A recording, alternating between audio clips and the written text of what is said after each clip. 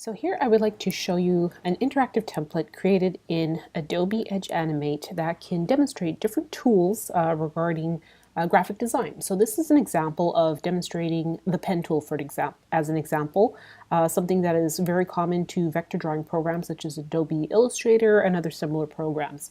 So what we have here in Adobe Edge Animate is the main stage where the animation or the visuals take place. A properties panel on the left hand side, which corresponds to different things that are selected on the stage to change their properties. We have an animation timeline down at the bottom for which we can change different properties of things that are in motion, opacity, lots of different things similar to Adobe Flash. There is a library panel that shows all of your assets, and then also elements over here that show the HTML representation of certain symbols that are being used in the animation, along with any actions that might be corresponding to any particular things, triggers that allow for interactivity.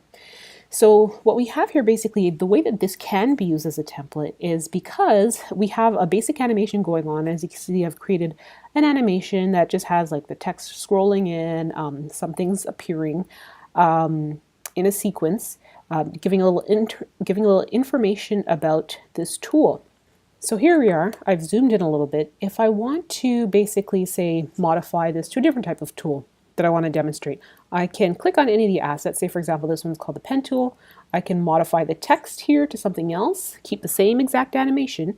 I can change the information down here in the symbol regarding this text that I see right here. Sometimes it's a little bit hard to select depending on what symbol's on top of the other. But say for example, this is the little introductory explanation text of what this tool does. So from the stage it goes into that symbol, and I can also modify this text here to be relevant to another tool if I wish to. And then of course I also have, so I'm just going to go back out to the stage, to the main stage. And then of course any graphics that you have, you can also do the same thing. So if you want to replace this particular symbol over here with a different one, say for example I have another one for the crop tool in Photoshop, I can go into the symbol and then change the graphics that are present to something else. So I can swap this out, basically import a new graphic that represents the tool, choose something, and it will show up here. So let me go back out to the stage. So all of these animations, basically they are made up of symbols, as I mentioned, that can then be swapped and modified to different content. And then I created back and next buttons, which basically have triggers on them that say, let me see, the next button over here, if I look at the action, it basically is going to a frame label, which I've named info to play. So it's going to basically jump to that label and then play the animation at that point. So the way it works is that once you click on the next button, it jumps from the 0 point in the timeline, wherever the next button shows, it's going to go to here. Basically there's a little stop action at this point that, you know, when this comes in, there's a stop action. And then, let me just make this a bit bigger.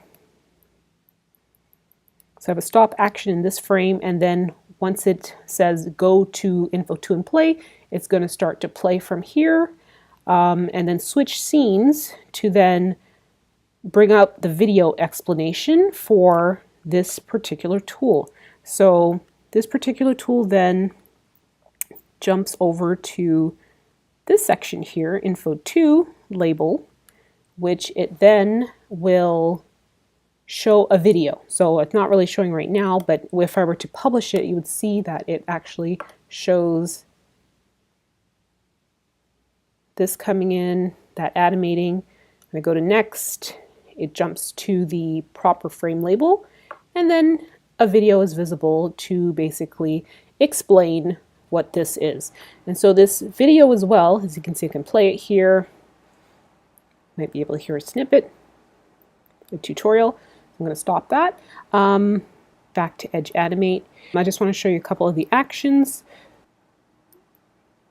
So basically, the video trigger is in at this certain point in the timeline when it gets to the part where it's going to start to play the video, and it's basically say, an iframe code where it is putting in a video of a certain symbol's name, and then basically what you can change to change it to a different video is the YouTube embed address right here. So the URL that you get from YouTube, you can change it. All the rest can pretty much stay the same. So when you want to modify it to a different video, you can change that URL right here so that it basically reflects the new video content. So it does take knowing a little bit more about Adobe Edge Animate and how some of the script works. It works with, you could say, some of the web writing scripts such as JavaScript, jQuery.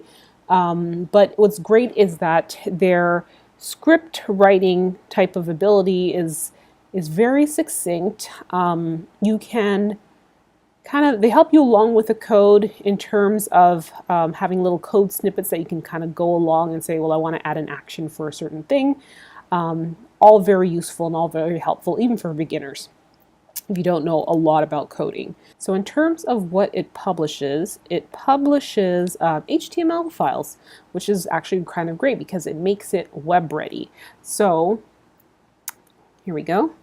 As you can see, this one here, the pen tool, this is the original authoring, the .an file, which is the one that you would open up to modify the content of this authoring environment for this particular tool or whichever you want to demonstrate. Then when you publish it, you get an HTML file along with any of the JavaScript needed to basically get this to run. So it publishes all the different web content for you that you can then upload to a server, and it works perfectly fine in a web browser, on mobile devices, and as well as on tablets, because it is HTML5 ready. So thank you very much.